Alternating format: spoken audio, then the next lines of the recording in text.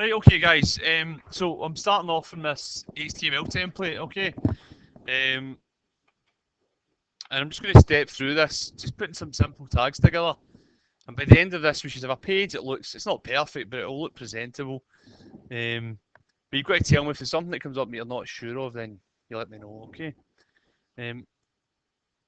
I'll try and zoom in as much as I can to make it easy for you. Right, so I'm going to give the page a title. You feel free to give it stick your name. I'm just going to call it Michael's Cake Shop. Okay, hence why I got the picture of the donuts.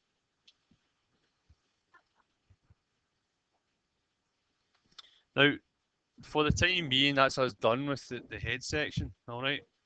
Now, in Cloud9, you can hide areas of the page. You'll see there that beside line 3, I've got a wee arrow. I can click on that, and that hides the head of the document. All right. Again, when it gets bulkier in terms of the content you're putting in, that's quite useful, especially when I'm limited to screen space on the board. So I'm going to go into the body section now, and in HTML5 there's a tag called header. Now this is where it gets a bit confusing. Don't confuse header with the head or a heading, right? There are three different things.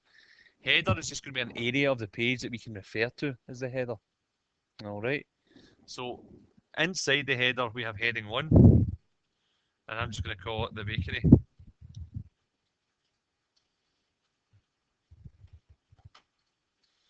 So header is an area of the page at the top that the viewer will see.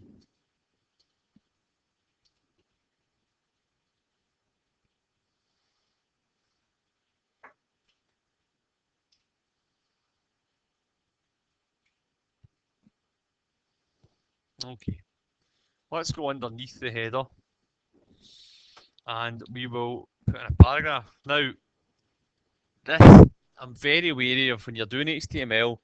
I don't want it to turn into a typing class, right? Because to generate something that looks in any way reasonable in terms of the web page, we have to have some text. The default thing is to go. Have you ever seen Lorem Ipsum? No? Right. I'll show you Lorem Ipsum, right? Okay.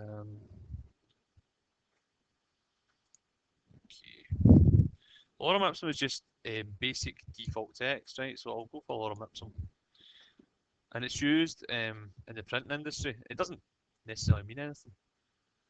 Okay. That explains what it is. And then you can generate Lorem Ipsum. And you would copy and paste that into a page as mock text. And that gives you an idea of what the page is going to look like. Yes? There's other ones out there. Now, I think it's called Cupcake Ipsum. Which, rather than using old Latin, uses names of sweets and cakes. Alright, but it's just dummy text, that's all it is, okay? So you can choose how many paragraphs you want. I'm just going to choose 3. I choose medium and then click on generate. And you'll see it just makes up names of cakes, right? However you get your dummy text doesn't really bother me, okay? But there is our dummy text that we're going to use in this. I'm just going to copy that, okay?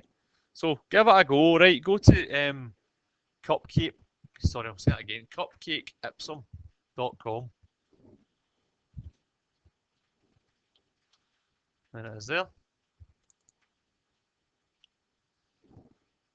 Okay, just get yourself 3 paragraphs and then copy it.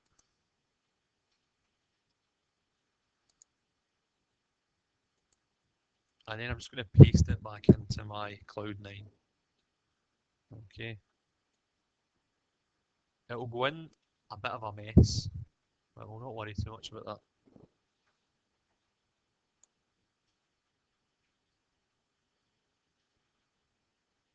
Okay, so paste it in. It's okay. Right. Go to Control V if it's backed it out. That's you. Alright. So, what we want to do is take this text and format it into 3 paragraphs, right? You'll see here it's a way along, which isn't ideal. So try and scroll along, and as I say, HTML doesn't really care about where the enter key is pressed. Okay, let's take that.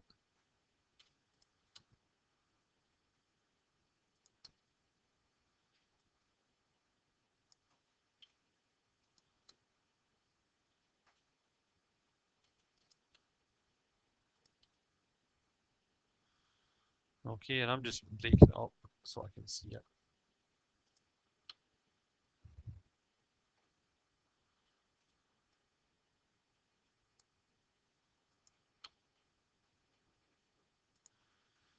Did you Control C, Control V?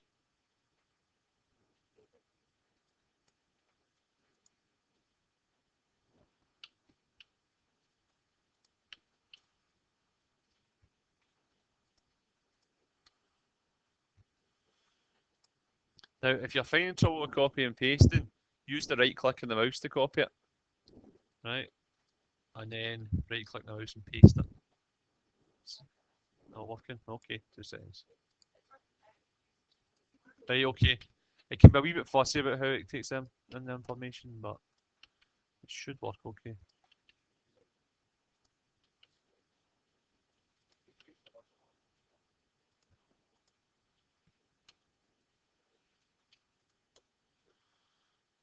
So, I have organised mine to like that, alright?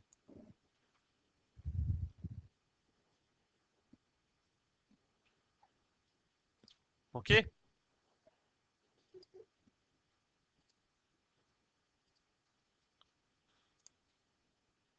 Okay, so up here, I'm going to put paragraph tag. Now you'll see this is where it gets a bit annoying because it's trying to close the paragraph tag for me as well. So I'm just going to take that out and then close the paragraph tag at the end there. Okay, so that becomes paragraph 1 for me. Alright, the next one, paragraph. Again, it tries to finish it for you. That's paragraph 2. And, oops.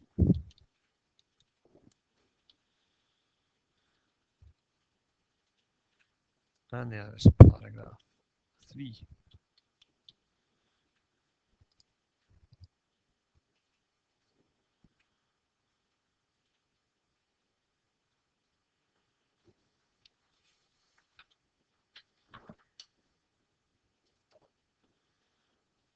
Okay, so save that. And we'll save it as, did I tell you a name at the start? No? Yeah. Now, this is a new file. So what we'll do is we'll call it sweets.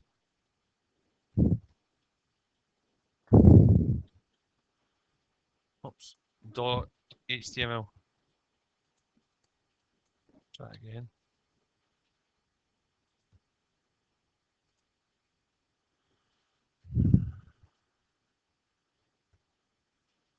Sorry, that's the zooming, that's terrible.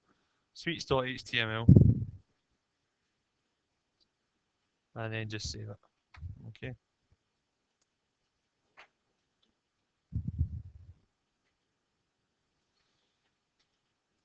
And if we preview the file, it should look something like that.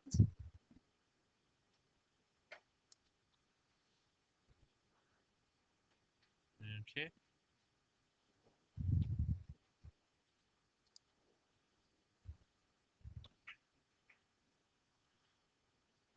Oh, got it. Right. You'll notice there's a couple of funny wee things appearing in the text, especially if you've got, I don't know, the souffle comes out looking a wee bit funny. But we can fix that later on. Alright. So you'll notice things like that come out a bit strange. So we've got a heading, we've got 3 paragraphs. And then what we'll do is we will make another wee section.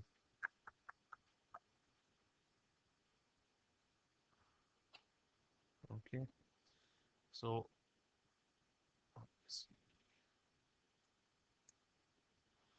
So for the time being, see the paragraphs, I can hide them if I want by clicking on the opening line of them. You'll see they go away. And again, it makes it much easier to work with. Alright. Next thing I'm going to do is I want to put in a section. That's just that area of the page. And I'll say ID equals recipes.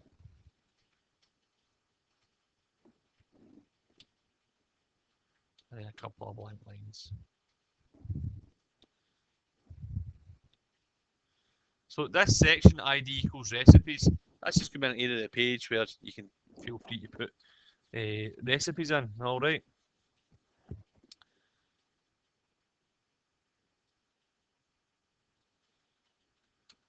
And I'm going to put in a heading too and call it recipes.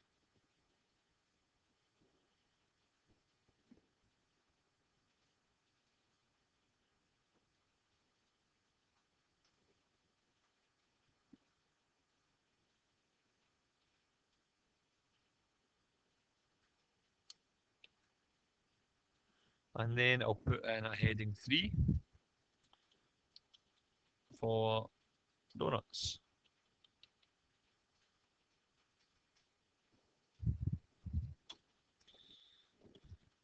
And then I'll just put in a paragraph that just said, this is a recipe for a donut.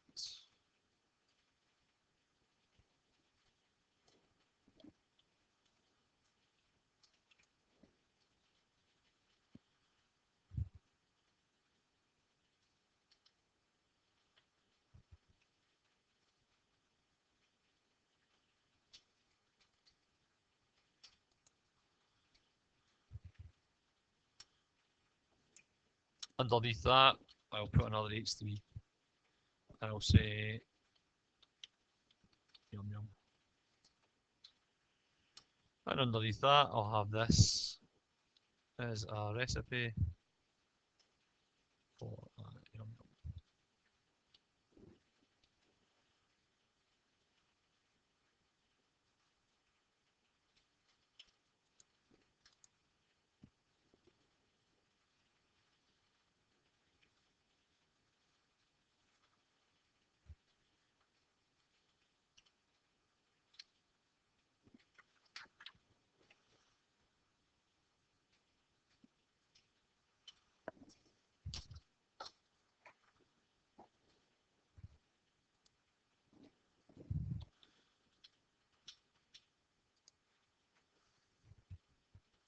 Okay, and then I'm just going to do Control and S for save.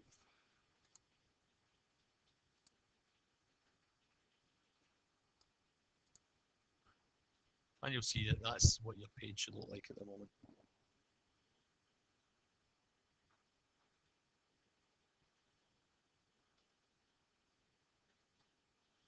So you'll see things like, see the section ID equals recipes. It doesn't do anything at the moment, right? That'll only start to kick in when we put some styles on it. So it's just very dull at the moment.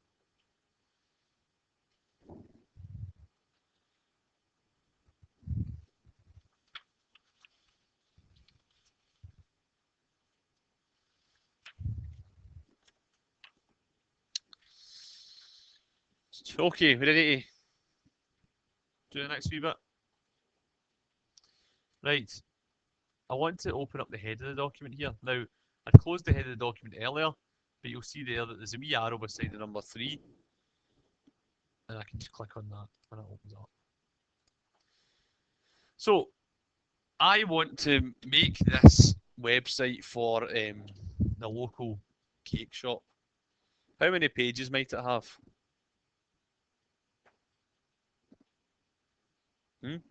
It depends, right?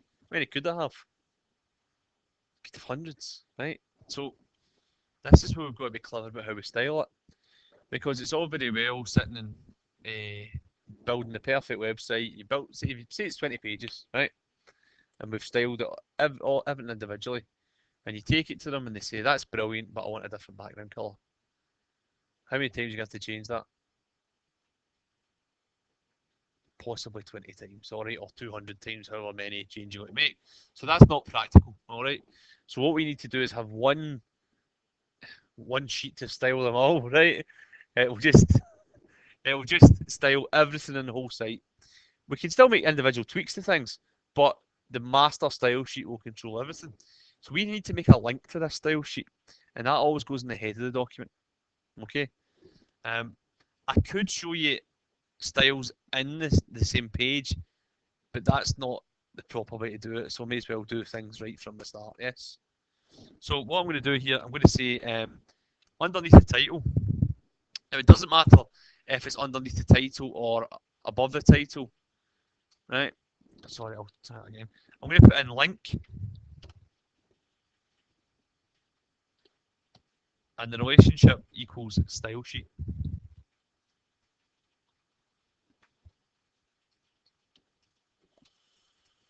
And then what I've got to do is make a link to the file. Now, this file doesn't exist yet, right?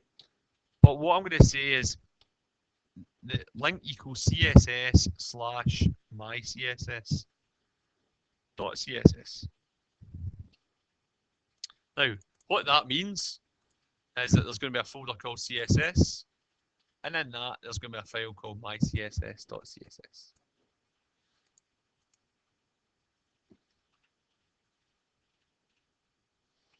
And then we have to tell what type it is. Type equals text slash css.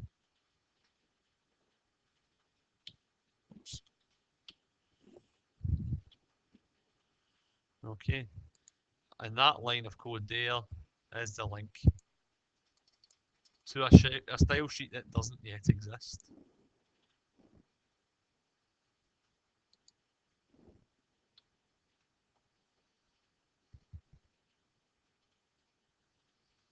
Okay.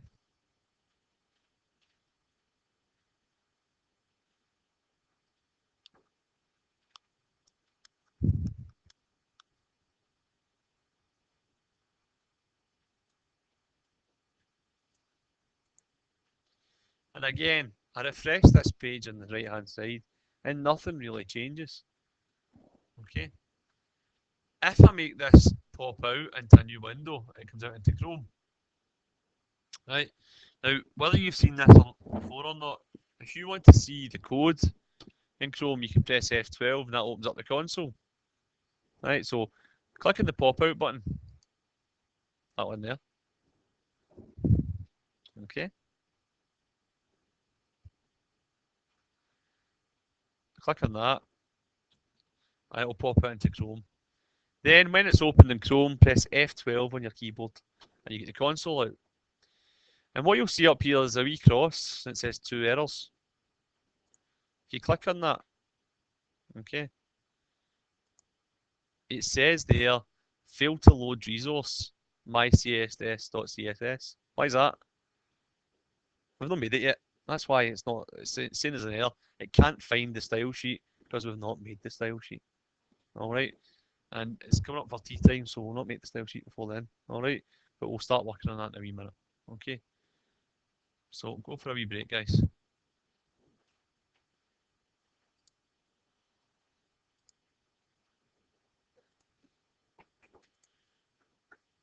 Right, so we've got a decent structure to this page. So what I'm going to do now, we've made this link to the my CSS slash my CSS.css. It's not the most user friendly of names that I've given it, but hopefully you'll understand that the folder's called CSS, the file name is my CSS, and the extension is .css. Make sense? Right. CSS stands for what again? Yes. Confusingly enough, it can stand for client-side scripting as well, right? But cascading style sheets is the correct answer. So what I'm going to do, I'm going to right-click on my folder up here that says, mine says classwork. I don't know if you guys is the same, right?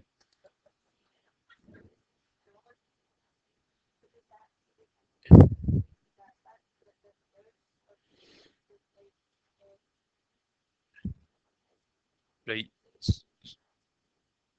So what the problem was, right? that when HTML was developed, it was never designed to look good, right? It was just designed to present information in a very basic way.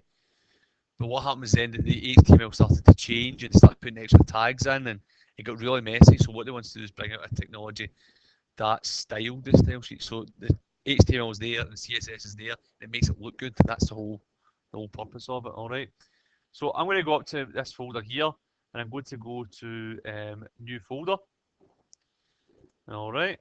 And I'm going to call that folder CSS. Okay.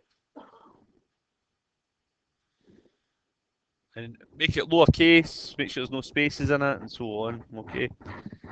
Then what I'm going to do is right click on CSS. Nothing. Okay.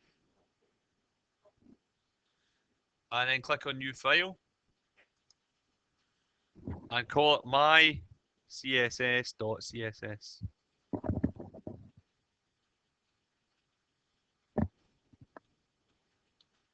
Okay, my css.css. And then double click in that file and open it. And it should look like that. What this document does is it controls how the other document will look. So for example, if I put in, I'll just put in body, right? And then curly bracket.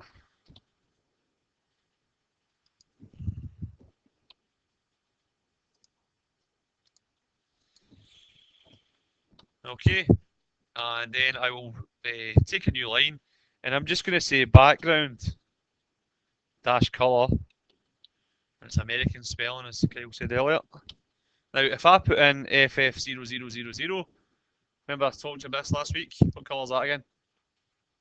Red, magic. Save it, right? And you'll see that your page turns red. If you've done it right. This is the acid test. Okay. So it should go red. If it doesn't go red, stick a hand up.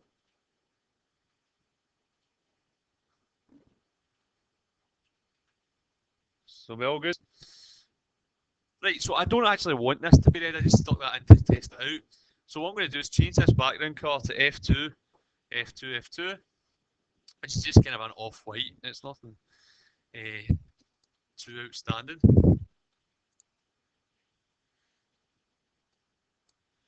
And the next thing I'm going to do is I'm going to go in and say margin 0. What does that do? Margin 0.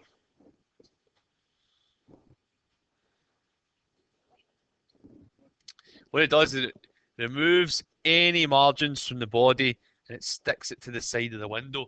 If I change that to say margin 20, you see it nudges into that. If I take it to margin 0, it nudges out. Okay. So that's the only two things I'm going to apply to the body at the moment. Next thing I'm going to do is muck out the header. So I'm going to put in the word header, curly bracket, and mess about the header. So I'm going to put padding at the top of it. Now, padding dash top, what that does is it gives it some space to breathe at the top. If I put in 20 pixels, you'll see that it nudges it down. See that? Okay. I'm going to do the same at the bottom. Padding dash bottom, 20 pixels. So that gives the heading in the page room to breathe. Alright.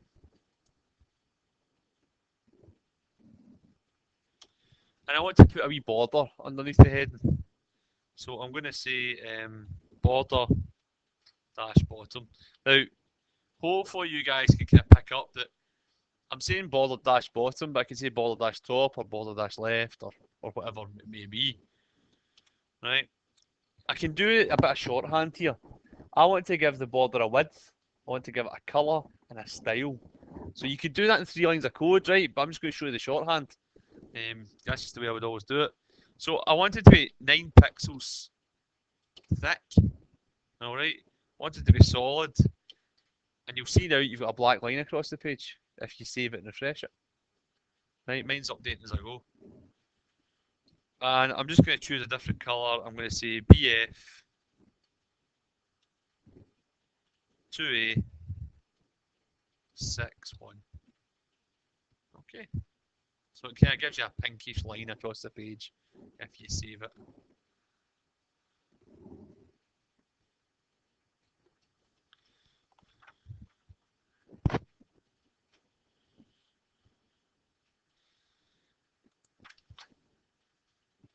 Now that looks a bit lost in there. Okay, so I want to change the style of the H1. So if I say H1,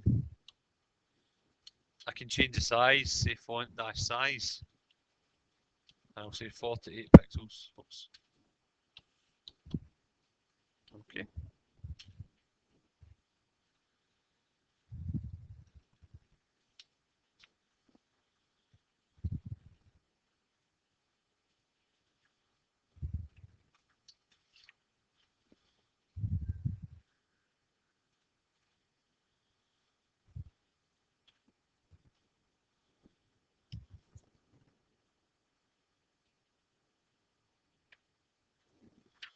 Now, if I want to put the heading in the centre, go back up to the header section and I can say text dash align centre and puts it in the middle.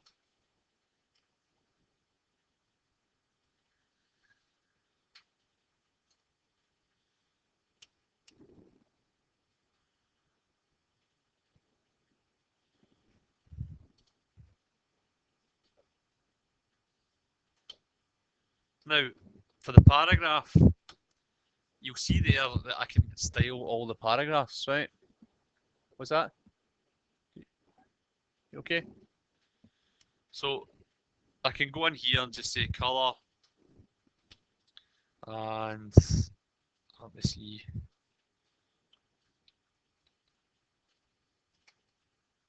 Let's try two. I want a kind of dark grey. That's too light.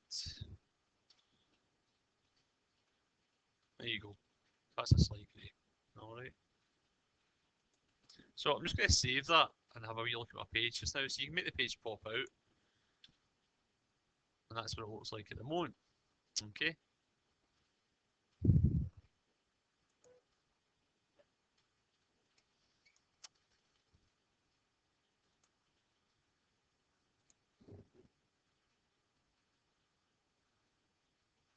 Now let's remember the recipe section. I kind of named the recipe section, didn't I? So if I quite look at my HTML, I've got a section ID called recipes. So what I'm going to do, if I want to refer to recipes, it's an ID. How many IDs can I have on a page with word called recipes? One. Good. Right. I remember earlier on I talked about the student card thing. Everyone's got a unique identifier. So in this page, recipes is a unique identifier. So I can say hashtag recipes. Alright. Make sure it's exactly the same as you've written it earlier on. Again, curly bracket. And you'll see now that I can work with this section of the page. Now, I'm just going to say background dash colour. This is where I should have brought a colour chart with me because I'm floundering a bit here. Let me go for. I want a kind of. I want a kind of turquoise type colour. So I'm just going to go into Google and I'm going to go to Adobe Cooler. Remember the last week I told you about Cooler? And then go into my colour wheel. Alright. So let's see. Turquoise I said, didn't I? Right, I'll go with that colour there. I'm just going to quickly jump through it, alright? So that colour, maybe that one. And you see there, that generates a wee code for me. So I'm just going to copy that code, right? And then go back in here and paste it. Alright. And the code is 80F9D3 and that generates, that turns the whole recipe section in.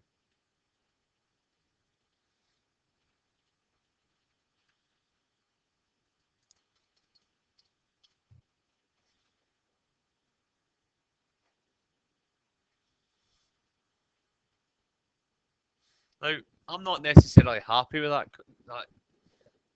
colour choice, right? So I'm going to go back to my colour wheel. Now, let's go to explore, right? And I'm going to go in and search for Krispy Kreme. Okay. And you've got different takes in the Krispy Kreme colour scheme. Go with that one. Okay. Happy with that? Is that Krispy Kreme enough for you? Right. So you'll see that you can click on it and see what you like. Now, if you like this colour scheme, you can click on edit copy, and that lets you see what the codes are. So I'll change that to gold rather than the kind of grey colour I had. I'll go with that. There we go.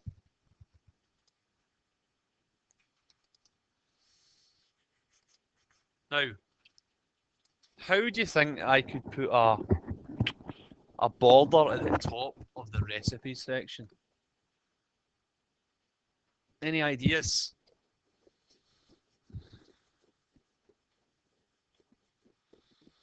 What code do you think I would use? Well, that's the HTML, but see, I want a border along the top of this.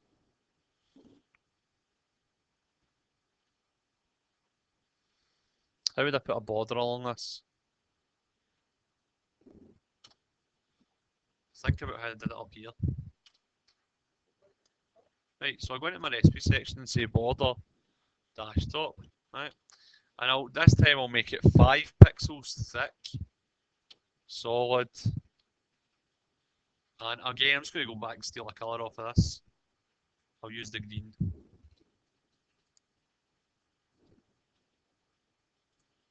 There we go.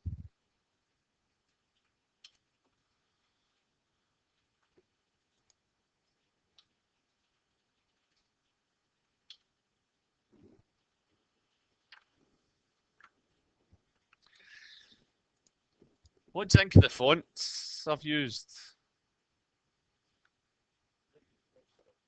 Right. What do you think of those fonts? If you like to be honest with you, I won't cry. What do you think? Eh? They're not the nicest, right? Good. They're not very eye-catching. So, let's muck about with, see if we can change our fonts. Alright. Now, this used to be a really difficult thing to do in web design. But what you've got now is something called Google Fonts. So you don't have to host the font. Google hosts the fonts. Alright. So I'll get off the beaten track a wee bit here, right? This is what my page looks like at the moment. Oops. There we go. Okay. So it's looking okay, but as I said, the font's not isn't the nicest. What I would probably want to do is see the recipes section, put a border down at the bottom as well. So I'm just going to copy that line and paste that and change that to border bottom.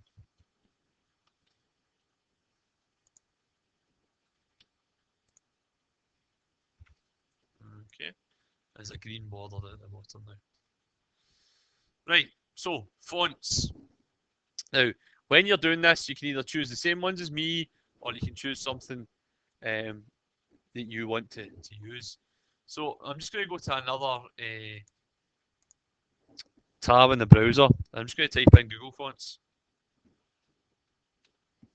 Okay. And there it is there. Google Fonts. Fonts.google.com. And it takes me in here.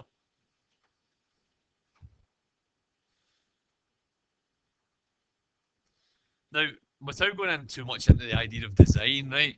If it's a donut shop, it's going to be quite a light and kind of fun website. What's that? Funny you say that. That's what I was going to use. Whereabouts is it?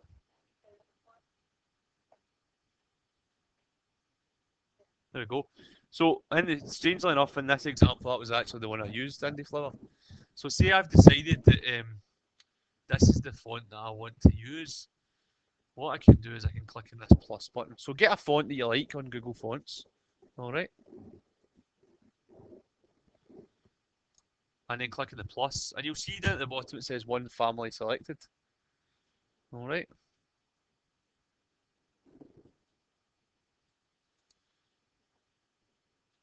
Okay, now, a couple of things we can do here, right? I can make a link to this font, all right? Either put it in the CSS or put it in the HTML. So what I'm going to do is see this link here, the standard. I'm going to copy that. Okay. I'm going to go back in to my Cloud9 and open up my HTML page and go right back up into the head of the document. Now, what I can do then is just still inside the head is paste in that line that I just copied. Okay.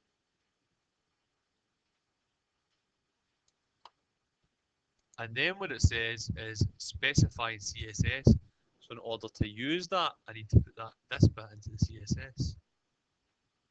So I'm just going to copy that and go into my CSS. And I'll go in here into the body and paste it in there and save it. And what you should see now is that the font is all changed to that indie flower. Okay. Now, what I can have here is I might decide that I don't think that that's the best font for the heading. Right, it's fine for the text. So I'll go back into Google Fonts, and I think the font I want is Lobster, right? If I remember correctly. Right, so there's Lobster. So you can search for the font, and it's the same idea. Click on the plus, and go in here, and you'll see now that it's added Lobster into that bit of code. So I can just copy that and paste that over the thing in the HTML document. So that line of code can come back out. Oops. And that can go back in. And now it's got lobster on it as well. So I just, that line of code there, because I've now got the two fonts, I've got lobster and indie flower. You'll see the indie flower and lobster included in this wee bit of code. Yeah. So copy that.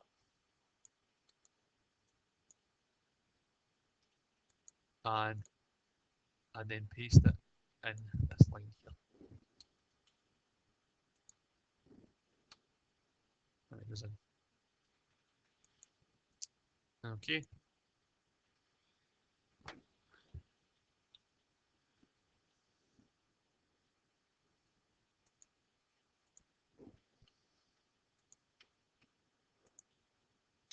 So say I wanted to use lobster in my CSS. All I do is copy that line, font family lobster. Yep. Right, okay, I'll see in a second. And I want it to be the H1, so I just paste it in there. And what you should see now is that the bakery is a different font to the rest of the document. Alright.